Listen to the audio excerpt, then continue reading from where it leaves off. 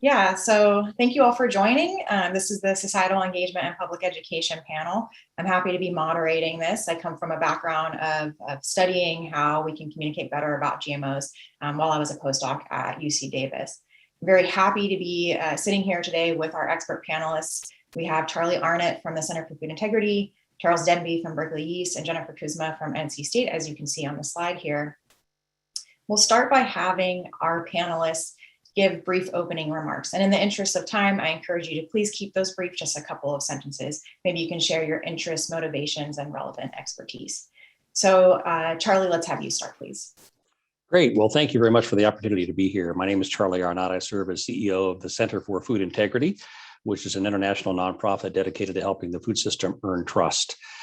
We've been working with a multi-stakeholder group to put together a framework for the responsible use in gene editing in agriculture.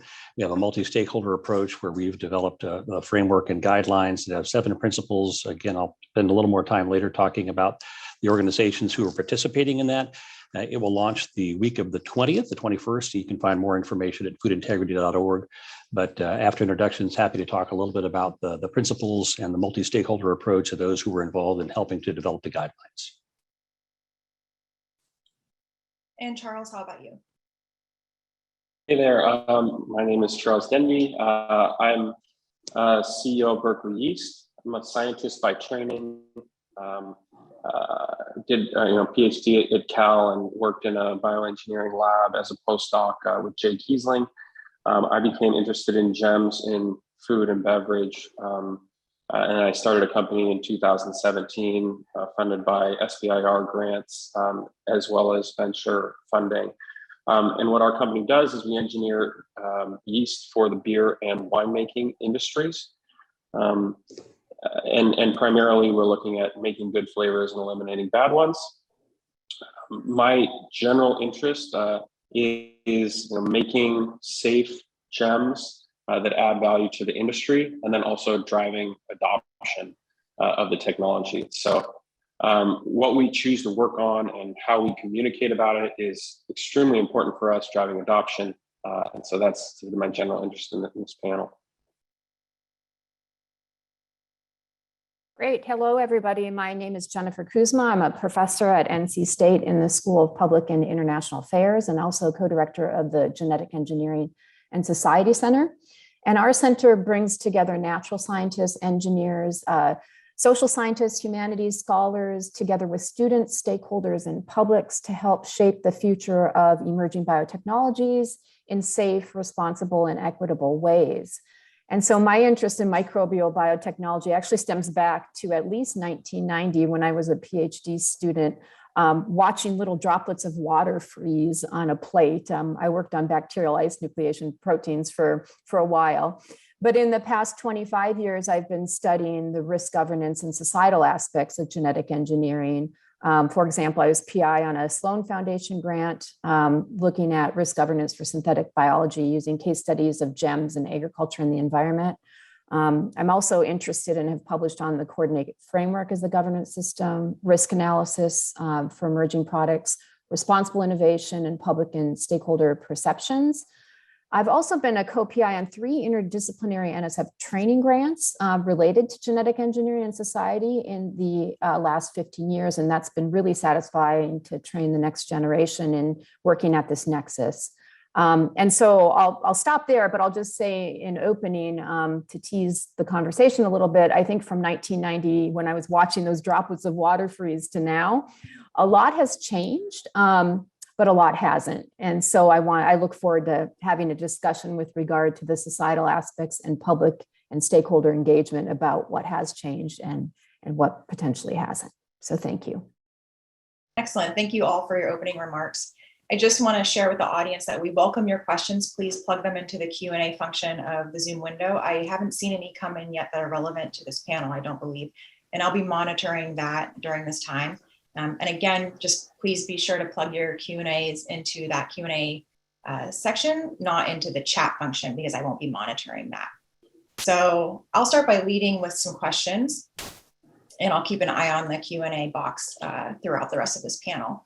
But as Jennifer and basically everyone has alluded to, the GMO communication problem has existed for several decades, 3+ decades now. So how can we think about communication around bioengineered microbes differently from what we've done in the past, and just to really kind of distill it down? What did we learn, and how can we go from here? And Charlie, I'd like to have you start, if that's okay. Sure. Well, we've learned a great deal, I think, in terms of helping focus on broader societal benefits, embracing skepticism, engaging those who are concerned about both process as well as impact, and acknowledging those concerns as being legitimate, as opposed to diminishing them and trying to dissuade people that their concerns are not valid based on science. And so there's a range of things that we've learned, and Jennifer, I think, can speak to that. But I just want to spend a little bit more time talking about the multi-stakeholder process that we've engaged in as a way to help address that and perhaps create a framework that can build trust. We were very intentional about not having this be an industry-driven process, because we have to be able to have balance in the conversation and the process in order for stakeholders to see it as valid and credible.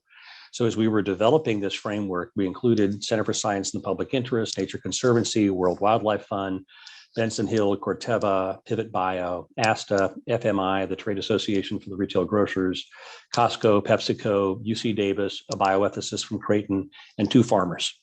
And that was a painstaking process, because each of those stakeholders brings very different perspectives. But we want people to be able to look at the framework and go, there was someone who serves as a proxy for my interest that was involved in the process, and therefore I'm willing to give it consideration. It has 7 principles: transparency, stakeholder engagement, safety and quality, verification, not new, trade and market considerations, which to our knowledge is novel to this particular framework, social considerations, which we believe is novel to this framework, and then a commitment to continuous improvement. And under each of those principles, there are a number of commitments that must be met. And again, it will be launching later this month, but we've already received formal endorsement, written endorsement from Costco, Cargill, PepsiCo, FMI, Genus, and Tropic Bioscience. So we're excited to be able to bring this to the community in a way that hopefully will come to the place where there's a clear need, but also a perception that this is a process that brings a credible option for people to consider, because we've had a variety of stakeholders involved in the process, and it's already endorsed by a variety of stakeholders from the development community to the user community. And we think that's important in order to build that level of credibility. Thank you. And Jennifer, do you want to respond to any of that? Yeah, well, just to get to your question, I think it's not, we have reframed our thinking about science communication from that to more engagement with the public, as Charlie just said. And I think what has changed for me is that due to many efforts over the decades, including the 2 people on this panel, I think more of the biotech leadership is looking to understand, and even more importantly, take into consideration public concerns and hopes. And I've been impressed by these efforts, but I should stress that I don't think they're important, but I think for public legitimacy and trust, sometimes it's more important to have independent venues. So that I think will be important. Now, I should stress that there's still a lack of venues for participation in decision-making of scholars, independent scientists, scholars, stakeholders, and publics to actually have a voice in governance of emerging technologies and biotechnologies. And I think we all have important perspectives and knowledge to bring to the table. And so early consultations between regulators and industry are great, but I think we need to ask ourselves the question of why do these groups almost exclusively get to decide our future with biotechnology? And related to that, though, I don't think regulatory agencies should have all the burden for that. I think it should be tied to decision-making, but they don't have the capacity or really the authorities for this. So we need to tie public engagement to decision-making so people have a real voice. Independent venues are important, and transparency is important. I mean, right now it's virtually impossible to get information about what's coming down the pipeline, what's in the market, what are the safety studies done, even if you're an expert. And I know this information is sometimes on regulatory websites, but it's difficult to piece together. And a lot of it is claimed as confidential business information. So we need to really carefully think through what is the appropriate venue for this engagement. How can it be tied to real decision-making that affects the futures? And how also can we take the first baby step of more accessible information available to people? Yeah, and I think this is a great way for Charles to weigh in. You know, you're really at the consumer facing and product development. So maybe you can share some of your thoughts about your approaches to engagement. Yeah, so I guess I'll just start by saying that my approach to engagement has been very much inspired by the work that Jennifer and Charlie are doing. So a lot of the stuff that I'm going to talk about is just reiterating the stuff that they've already said. But what I will say is, yeah, to Charlie and both of their points, emphasizing the societal and consumer benefit is something that we really strive to do. For our technology, there's both a sort of sustainability, societal benefit, as well as sort of consistency and quality benefit, which I think it's important to have both of those things. I think what we've found is it's great to talk about sort of the societal benefits associated with new technology. But if you can improve the quality of the thing that the consumer is consuming, then that also goes a long way in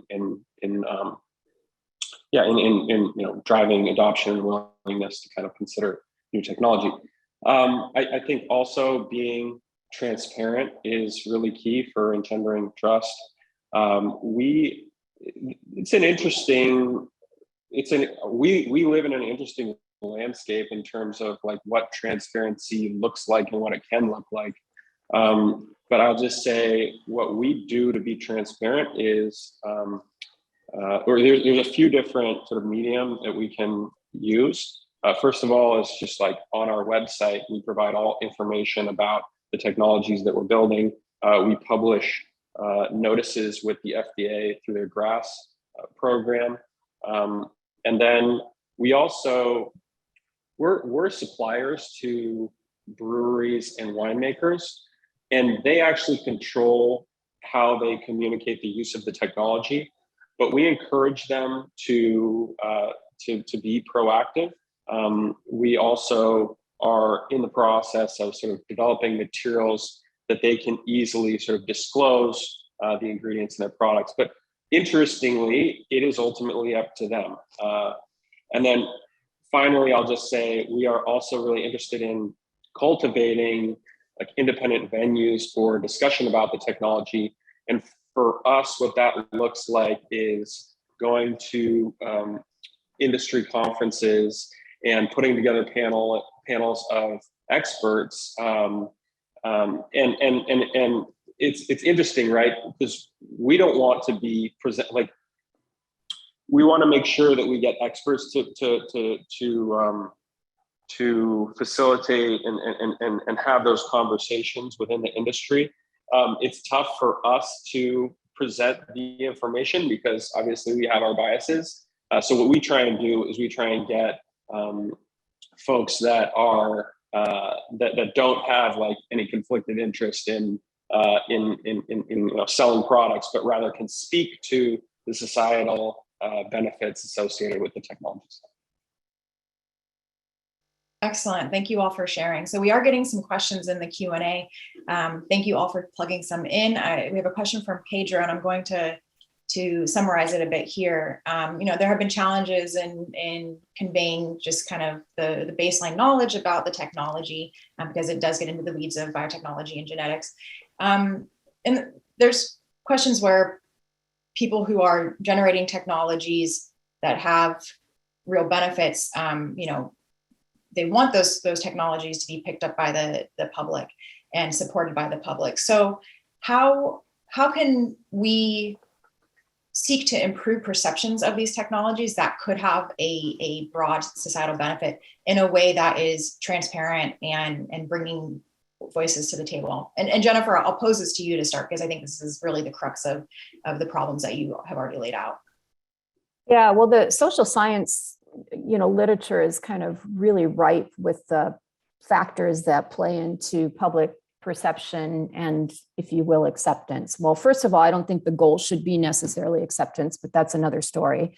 But some things that do lead to more positive perceptions, and this goes all the way back to Paul Slovic's work, is voluntary nature of the potential exposure or risk or taking on controllability. And then, some other things that are really important are trust and trust in government to manage the technology. It's really interesting when you have focus groups with people about emerging biotechnologies. They really can pick up on the key questions pretty quickly with just a little background information. So this knowledge deficit, I don't think is an appropriate way to frame it, but more of a two-way conversation. Now I understand that cannot be done for every category of products, or we'd be doing that, too much and unnecessarily. But when there's going to be a unique product on the market, a complex one that's people are going to be exposed to without their knowledge or consent or their control or the voluntary nature of that, I think it's really important to have these opportunities and venues. And so the more that you can give people access, control, make it voluntary, knowledge, the better off you are. And in order to engender trust, one must be trustworthy, right? And the way we become trustworthy is honest, open, and communication, and giving people a choice in the matter. So those are, risk benefit distribution definitely comes into it, but it can be overcome by some of these other factors. Now, of course, there's always going to be a segment of the consumer group that is going to care a lot about the naturalness component. And in those cases, you may never be able to get them to accept, but then you have to still give some choice, I think. And the naturalness component can be related to even deeper factors like disgust, feelings of contamination, so there's a lot of different factors that go into it. Some you're never going to reach because they have very strong values in the naturalness area, and that kind of disgust or yuck factor really plays a big part in it. But others, voluntariness, controllability, be trustworthy, openness, that type of thing, as well as risk benefit distribution. Brittany, can I build on that for just a moment? I think, I really appreciate the comments that Jennifer's made. I guess one of the things I'd like to just offer to the person raising the question is, I think we need to think about it differently, right? It's not about changing perception. It's about building trust. And you will engage in entirely different strategies if your focus is on building trust as opposed to changing perception. And I think that's part of the challenge. Science is crucial, but it's not sufficient to build trust. And I think that's one of the challenges we have, particularly those who are technically oriented, is the assumption that with the right amount of science and the right data, people will come to a logical conclusion, and that's an erroneous assumption. As we began to build the framework and began to introduce social considerations into that as a concept, as a principle, it was very interesting to hear the different perspectives. David Fikes from FMI, who represents the grocery retailers, said, look, from his members' perspective, they believe that the science is sound. Their concerns are all related to the social impact, and the questions they receive from consumers are related to the social impacts.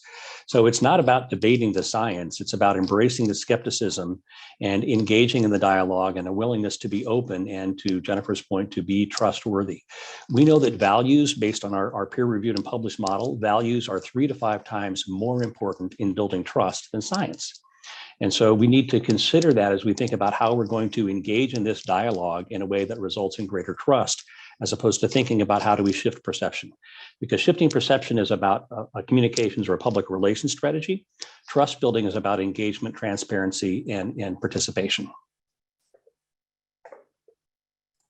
Can I add? I totally agree with Charlie, and he, I think spot on. I just want to add to that a little bit, in the sense that another way to build trust is to acknowledge the uncertainties in the science. I mean, as we heard yesterday, these products are coming down the market incredibly quickly, or close to the market incredibly quickly, faster than the pace that we can generate real world safety studies in the field, and faster than our regulatory system can often keep up.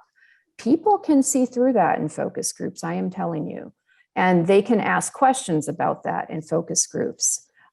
So I do agree that, it's not about the science a lot of the time, but some of it time it is, and being open about the uncertainties and engaging. There's really not a place for independent scientists and people with knowledge to have input into some of these risk assessments and decision making and scientific safety studies.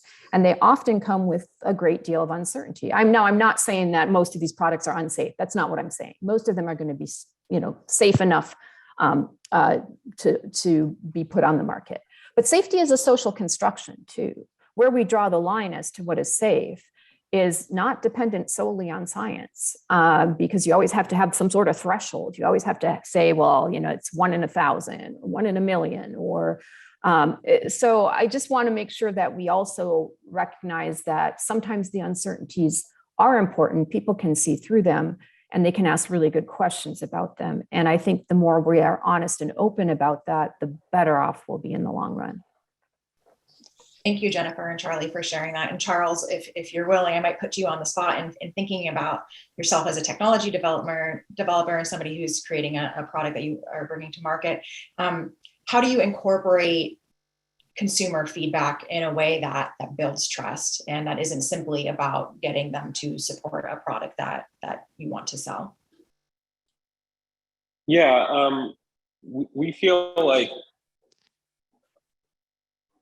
so I'll start just by saying the technology that we're building, I think we're lucky in that we do feel a lot of confidence about its safety, because the application is, engineering the microbe to make something that's already in the food supply. So, and to be just perfectly frank, I don't think we're pretty deliberate about what we choose to build. Like, we choose to build things that we all inside the walls of our company believe with a lot of confidence that are safe. Okay, so having said that, how do we engage? I think we take every opportunity that we can to interface with the industries that we're serving.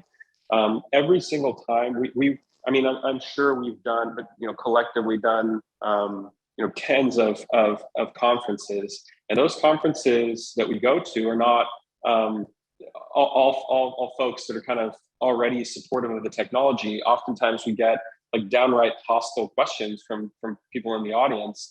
And I think the most important thing for us to do is to continue to engage, continue to listen, and continue to communicate about the safety of our technology and why we believe it's safe. And also, to speak to Jennifer and Charlie's points, like, acknowledge where there is uncertainty. I think one of the concerns that people have that I think is a really interesting concern, just to give an example, is, well, what happens if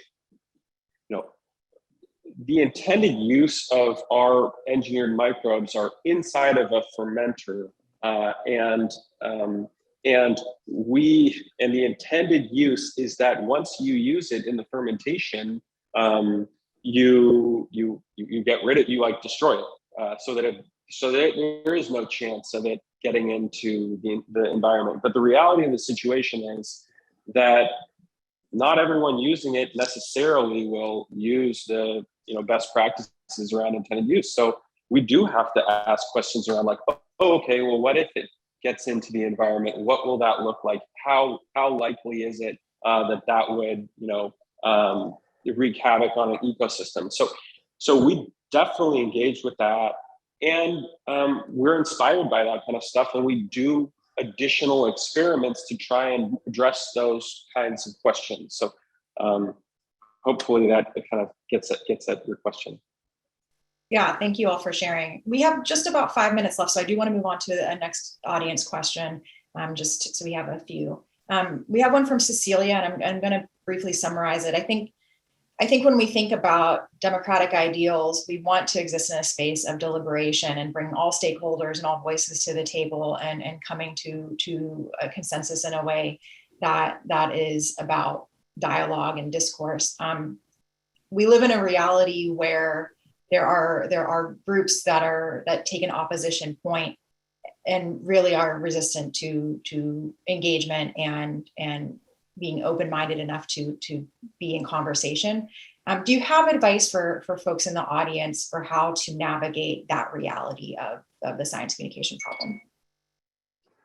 I'll just share what we did with the framework process and then open it up to the comments from the other two talented panelists.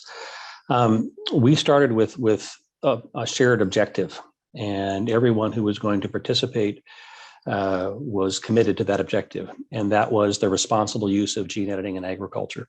Now, as you can imagine, there was a great deal of diversity of opinions among the diverse stakeholders about what constitutes responsible use.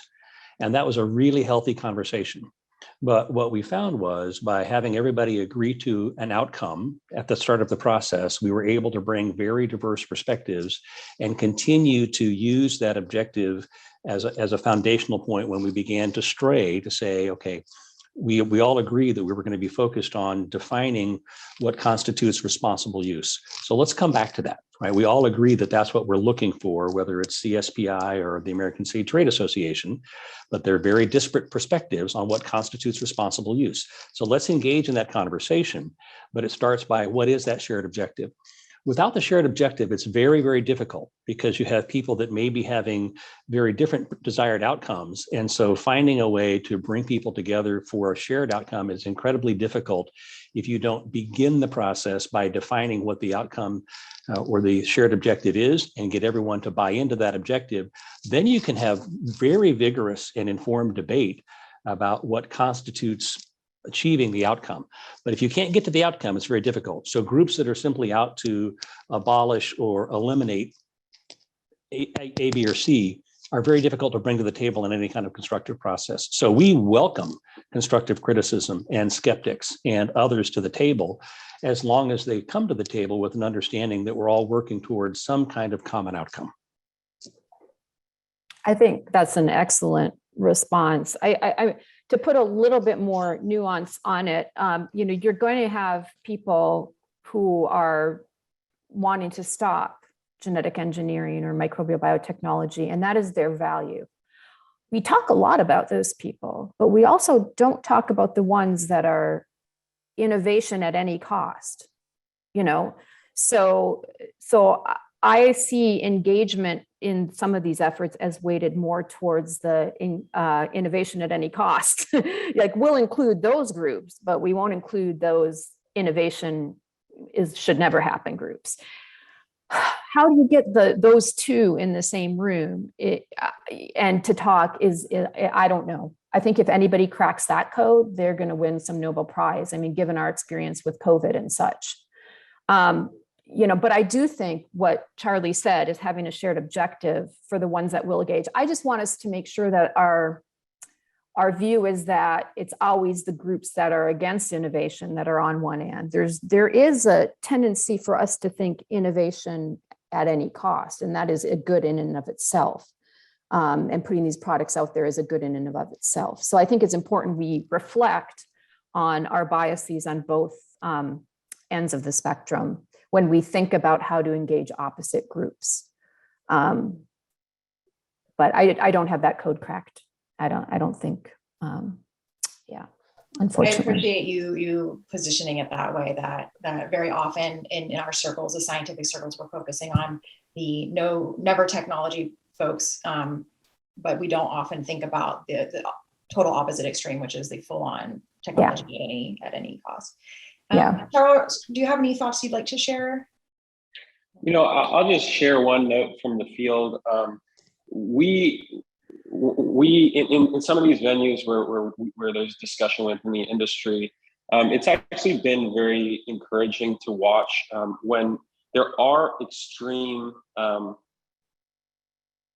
of naysayers and the way and oftentimes when they get very vocal, we take a step back and we see that folks within the industry that don't have a vested interest in adoption of technology will actually stand up against those folks.